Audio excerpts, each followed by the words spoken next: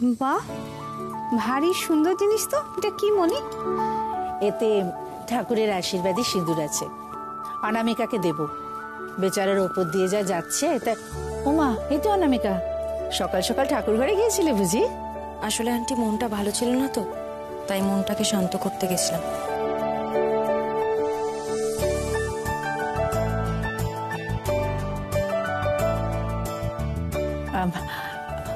আমি বলি কি অনামিকা, তুমি এসব নিয়ে একদম ভেবো না, দেখবে সব ঠিক হয়ে যাবে।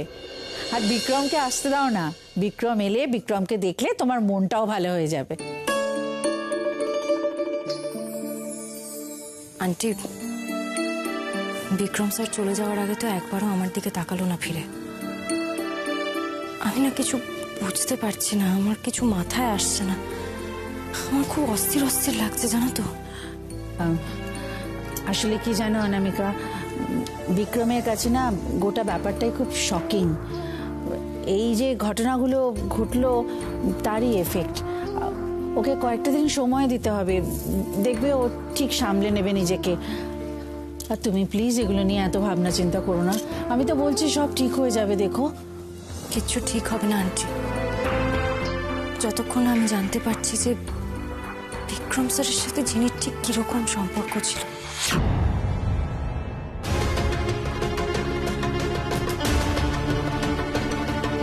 কতটা গভীর সম্পর্ক, ততক্ষণ অব্দি কিচ্ছু ঠিক হবে না। আন্টি, আন্টি প্লিজ, আমি রিকোয়েস্ট করছি, আমাকে প্লিজ তুমি বলো, নাহলে আমি শান্তি পাচ্ছি না, বিশ্বাস করো। এটা তো বুঝতেই পারছো অনামিকা, এটা সত্যি অনেক অনেক আগের ঘটনা। বিক্রমের সাথে জিনির একটা সম্পর্ক তৈরি হয়, ওই কম বয়সের মোহ আর কি। জিনি ঠিক সেই সুযোগটাই নেয়।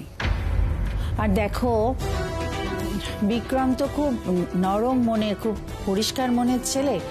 ওনা বুঝতেই পারেনি যে জিনি ওর ইমোশনটা নিয়ে চিনিমিনি খেলছে। চিনিমিনি খেলেছে? হ্যাঁ, কি জানো তো, জিনির সাথে না বহু ছেলের সম্পর্ক ছিল, বহু ছেলের। আমাদের বিক্রম তাদের মধ্যে একজন শুধু। কি জানো, বিক্রমকে না আমরা বহুবার এই কথাগুলো বোঝাবার চেষ্টা করেছিলাম, কিন্তু কোনো লাভ হয়নি, কারণ ওর চোখ, কান, মনের দরজা সবই বন্ধ ছিল। আমাদের কোনো কথাই বিক্রম বুঝতো না, বুঝতে চাইতেও না। এরপর একদিন পড়াশোনার জন্য বিক্রম বিদেশ চলে গেল। আর জিনি ঠিক এই সুযোগের অপেক্ষায় ছিল। বিক্রমও গেল, আর জিনি অমনি তার নিজের রং দেখাতে শুরু করলো। একটা সময় জিনি সব কিছু ছেড়ে ছুড়ে সমস্ত ছেলেদের ঠকিয়ে ও টিউটরের সাথে পালিয়ে গেল।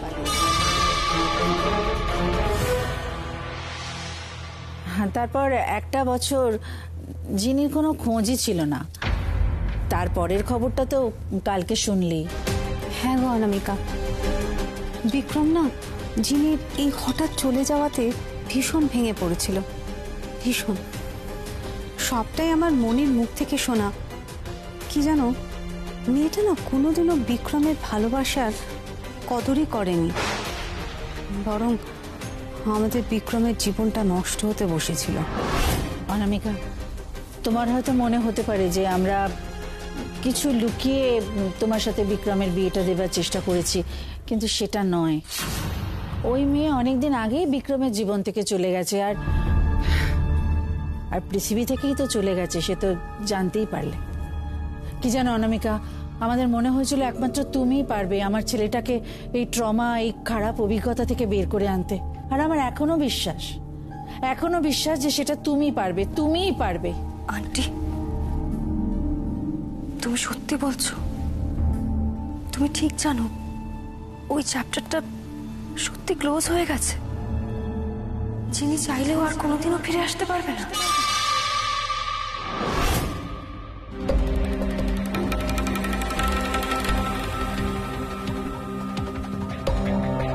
কি বলছো অনামিকা? জিনি তো কবেই মারা গেছে, আর মৃত লোক যদি ফিরে আসে তাহলে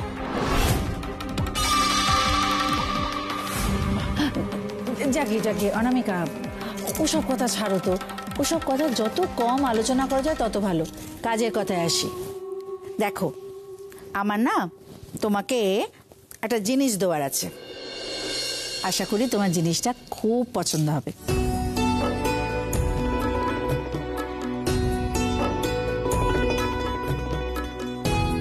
এই নাও অনামিকা, আশীর্বাদ করি তোমার বিবাহিত জীবন দীর্ঘ এবং সুন্দর হোক।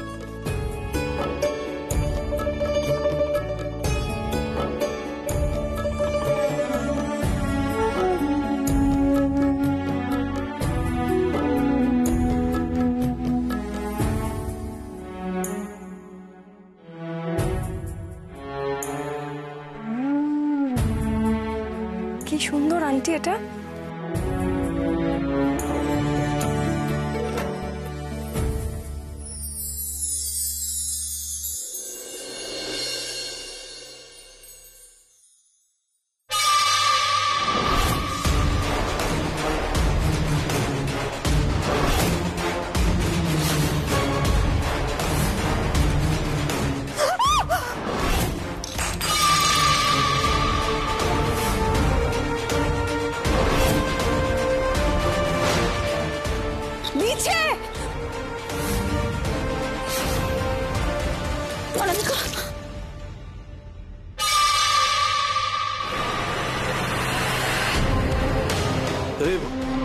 এ তো কাঁকড়া বিছে, এ তো ভয়ানক বিষ।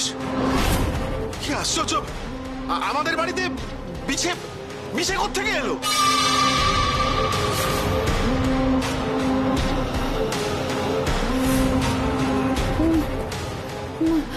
মানে সিঁদুরের কৌটোয় বিছে? মনি, মনি, এই সিঁদুরের কৌটো তো তুমি অনামিকার জন্য এনেছিলে, এর মধ্যে বিছে এলো কি করে? বুঝতে পারছি না, আমি কিচ্ছু বুঝতে পারছি না। এটা কি করে হতে পারে? তুমি সিঁদুর কৌটোটা কোথা থেকে এনেছিলে? আশ্চর্য! মনে হোয়াট ইজ দিস? ওকে ওকে ওকে কৌটোটা দেওয়ার আগে একবার দেখলি না? এটা তুই কি করলি? কি করে জানবো বলতো যে কৌটোর মধ্যে বিছে আছে? তোদের কি মনে হয় আমি জেনে শুনে বিছে ভর্তি একটা কৌটো আমি আমার বৌমার হাতে দেবো? না না, আন্টির তো কোনো দোষ নেই, হয়তো কোনোভাবে ওই সিঁদুর কৌটোয় বিছে ঢুকে গেছিল। পেস্ট কন্ট্রোলের লোকেদের খবর দিতে হবে। ওই বিছেটা যদি বাড়িতে থাকে বাড়ির লোকের বিপদ হবে। আমি এক্ষুনি খবর দিচ্ছি।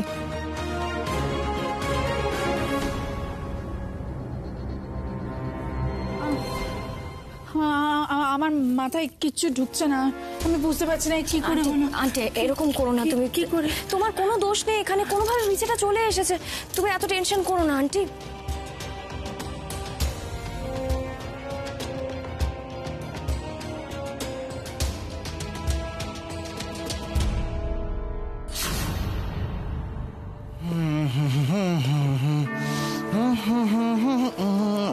सॉरी, इतना सन्नाटा क्यों है भाई? কোথায় সব? এত চুপচাপ। দাদা ভাই কোথায় গেল? অফিস চলে গেল নাকি? হঠাৎ এই বাড়ির ব্যাপারে আজকে এত খোঁজ খবর নিচ্ছ যে? তুমি কি নিজেকে এই বাড়ির একজন বলে মনে করো? এ বাড়ির কারোর প্রতি কোনো দায়িত্ব কর্তব্য আছে তোমার? সারা রাত পার্টি করবে, সারা দিন এসে ঘুমাবে, এটাই তো তোমার রোজকার রুটিন। আমার লজ্জা করে। তোমার কিচ্ছু মনে হয় না তাই না? আতা মাঝি চাটাক নিয়ে তুমি কি আমাকে দেখলেই তোমার যাবতীয় কমপ্লেনের কথা মনে পড়ে যায় নাকি? স্কচ বাজ করে রেখে দাও।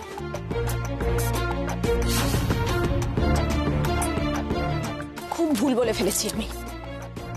তুমি জানো আমার সম্পর্কে, আমাদের ছেলের সম্পর্কে কিচ্ছু জানো তুমি? আচ্ছা এই বাড়িতে কি হচ্ছে না হচ্ছে কিচ্ছু খবর রাখো? আরে মেরি মা, এইসব চিন্তা ভাবনা করার জন্য তো এতগুলো লোক রয়েছে তোমরা বাড়িতে। আর তাছাড়া স্পেশালি তুমি আছো, ঘর সংসার ছেলের বউ সব নিয়ে ভাবার জন্য। আমি কি করব? কিচ্ছু বলার নেই আমার তোমাকে। এক্স্যাক্টলি। তুমি ছোটদা ভাইয়ের ব্যাপারে জানতে চাইছিলে না? শোনো, ছোটদা ভাই বিজনেস ট্রিপে মেলবোর্ন চলে গেছে, আর সেটা গেছে এই বাড়িতে একটা বিশাল অশান্তি হওয়ার জন্য। অনামিকা জেনে গেছে জিনির ব্যাপারে, যেটা তোমরা সবাই প্রাণপণ লুকাবার চেষ্টা করেছিলে, আর তার ফলে যেটা হওয়ার ঠিক সেটাই হয়েছে। আর এই সমস্ত ইনফরমেশন পেয়েও তোমার কিচ্ছু এসে যায় না তাই না?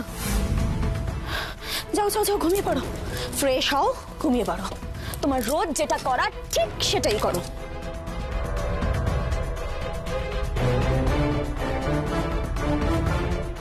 যা, জিনিস ব্যাপারে বৌদি সব জেনে গেল, আর দাদা রাগ করে চলে গেল মেলবোর্ন। কি যে হচ্ছে! আচ্ছা, এরকম একটা কাজ তুমি কি করে করলে বলো তো? জিনিসটা একবার দেখে নেবে না? তুমি সেই এক কথা বলছো, হ্যাঁ? তোমার কি মনে হয় আমি ইচ্ছে করে অনামিকার ক্ষতি করতে চাইছি? কার ক্ষতি হয়েছে মিসেস দস্তিদার?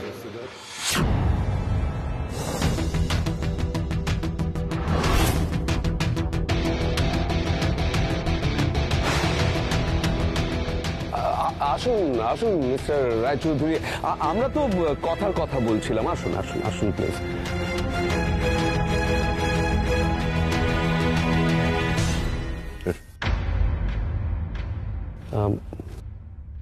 একটা বিশেষ দরকারে আপনাদের কাছে এসেছি। উনি আমাদের একজন ক্লোজ রিলেটিভ, সম্পর্কে অনামিকার পিসি হন।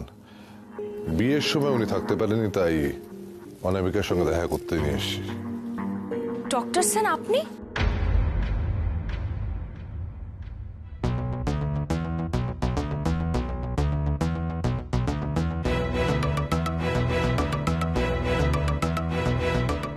ভালো আছো তো? মা, অনামিকা নিজের পিসিকে ডক্টর সেন বলছে কেন? না, আসলে আমার বোন, উনি তো ডক্টর, তো ও ছোটবেলা থেকেই পিসিকে ডক্টর সেন বলে ডাকে।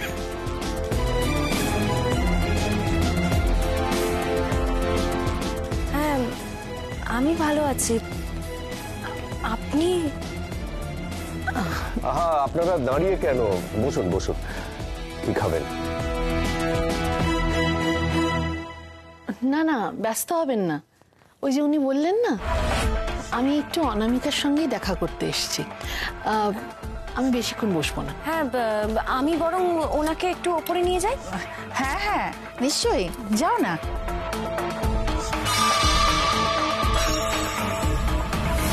চল।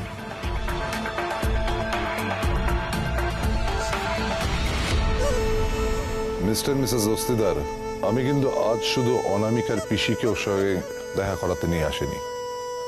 আমার আসার অন্য একটা রিজন আছে। না মানে কি কি ব্যাপার, কি রিজন বলুন? কি রিজন? কি বলবেন উনি? জিনির কথা নাকি? নাকি বিক্রমের চলে যাওয়ার ব্যাপারটা জেনে গেছেন তাই হবে? না হলে হুট করে এভাবে চলে এলেন কেন ওনারা? অনামিকা, অনামিকা এসছে।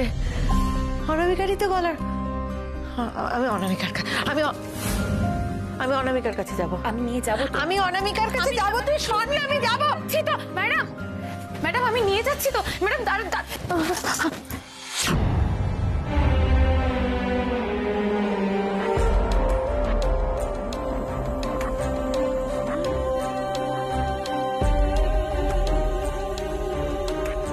তোমার লাগেনি তো? উনি কে? উনি আমার যা।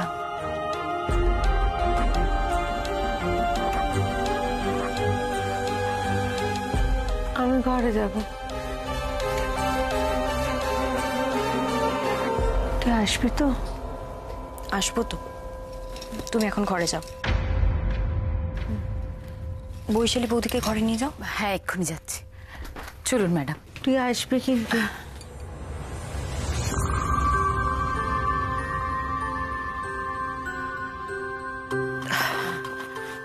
বসুন এখানে। অনামিকা আসবে। অনামিকা আসবে। কদিন পরে বাবা, অনামিকা আসবে।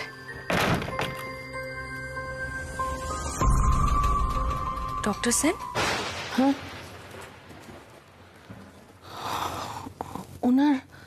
ওনার মানসিক অবস্থা তো? হ্যাঁ, ঠিক নেই। আপনি তো নিজের চোখেই দেখলেন। ডক্টর সেন, চলুন আমরা যাই। আসুন। চলো।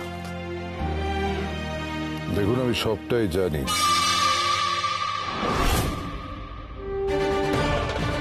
তাই এখানে আসতে বাধ্য হলো। মানে মিস্টার রায়চৌধুরী, আপনি কিভাবে? আপনারা নিশ্চয়ই জানেন যে এই শহরে আমারও কিছু চেনা পরিচিত আছে, তাই আমার পক্ষে খবর রাখাটা তো অস্বাভাবিক নয়। না, আসলে কি জানেন তো, বেশ কিছু কমপ্লিকেশনস রয়েছে ব্যাপারটার মধ্যে। আমরা চেষ্টা করছি, হ্যান্ডেল করার চেষ্টা করছি, আপনি এগুলো নিয়ে একদম ভাববেন না। হ্যাঁ জানি, আপনারা হ্যান্ডেল করতে পারবেন, কিন্তু প্রবলেম তো হচ্ছে, আর ওই জন্যই বিক্রমকে মেলবোর্ন যেতে হলো।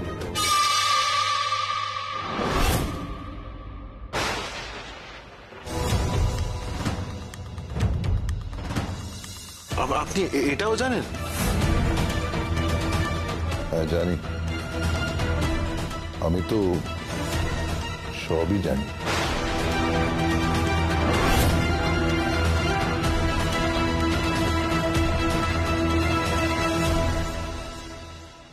আসুন আসুন ডক্টর সেন।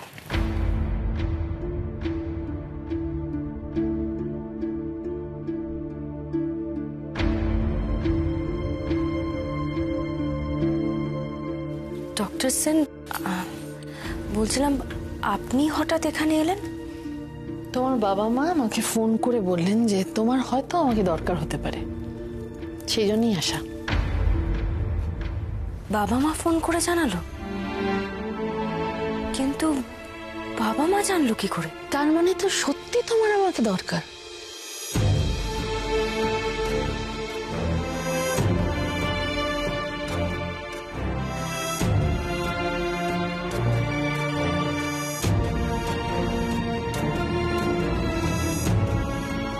ডক্টর সেন, এই কদিনে অনেক কিছু ঘটে গেছে।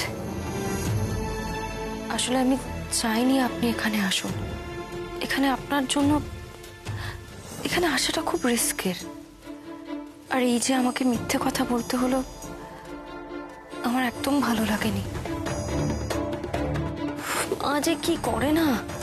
অনামিকা, তোমার মা তোমার দরকারটা বুঝেছেন বলেই আমাকে ডেকেছেন। আর এগুলো নিয়ে তুমি এত চিন্তা করো না, আপসেট হয়েও না। তুমি বরং তোমার কথাটা বলো, কি হয়েছে বলো তো।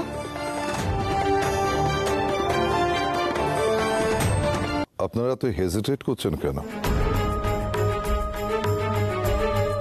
দেখুন, আমরা তো রিলেটিভ, একটা ফ্যামিলি।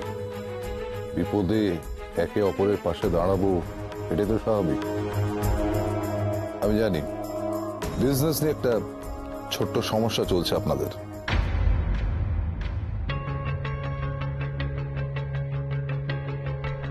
ও আচ্ছা আচ্ছা, বিজনেস নিয়ে কথা বলছিলেন? হ্যাঁ, সেই জন্যই তো বিক্রমকে বাইরে যেতে হলো। হ্যাঁ হ্যাঁ, এক্স্যাক্টলি। হ্যাঁ হ্যাঁ, তা ঠিক, তা ঠিক। দেখুন, আমার কাছে একটা নতুন কনস্ট্রাকশনের অর্ডার এসেছে। একটা জুয়েলারি আউটলেটের মল হবে। তারা স্বাভাবিকভাবেই চাইছে যে সেখানে শহরের সমস্ত বড় বড় জুয়েলার্সরা অফিস স্পেস নিক। আমিও চাইছিলাম এই সুযোগটা যাতে আমার ফ্যামিলি মেম্বাররা পায়, তাই আমি আপনাদের সঙ্গে ডিসকাস না করেই আপনাদের নামটা তাদের সাজেস্ট করেছি। এখন দেখা যাক, লাকের ব্যাপার আছে, দেখা যাক কি হয়। এটা তো একটা দারুণ idea. Thank you very much mister Roychowdhury. এই প্রজেক্টটা যদি হয় সত্যি খুব ভালো হবে। আপনারা ইন্টারেস্টেড দেখে আমার খুব ভালো লাগছে। দেখবো যাতে কথা বলে ওদেরকে কনভিন্স করে ডিলটাকে ফাইনালাইজ করানো যায়, তাহলে সেটা আপনাদের বিজনেসের জন্য খুব ভালো হবে। সত্যি মানে একটা একটা একটা সত্যি খুব ভালো খবর নিয়ে এসেছেন আপনি। Thank you.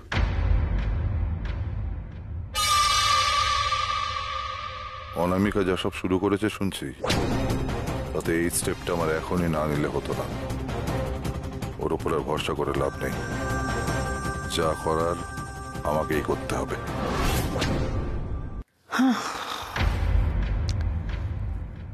দেখো অনামিকা, তোমাকে একটা কথা বলি। এই রকম সময় না তোমার নার্ভটাকে খুব স্ট্রং রাখতে হবে। না আমি জানি তোমার উপর দিয়ে ভীষণ ঝড় বয়ে যাচ্ছে, কিন্তু তোমাকে শান্ত থাকতে হবে গো। তোমাকে একদম ঠান্ডা থাকতে হবে, ধীর থাকতে হবে।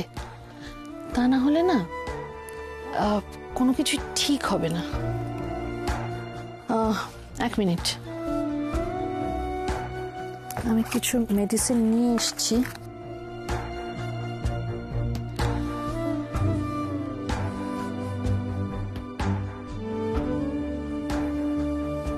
ওষুধগুলো নিয়ম করে খাবে। চিন্তা করো না, সব ঠিক হয়ে যাবে। তবে হ্যাঁ, খুব সাবধানে যা করবে, খুব সাবধানে, নিজের ক্ষতি করে নয় কিন্তু।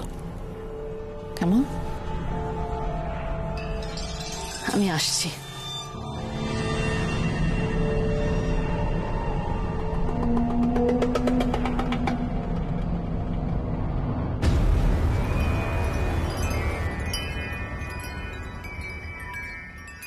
কিচ্ছু হবে না, ভালো থেকো, সাবধানে থেকো।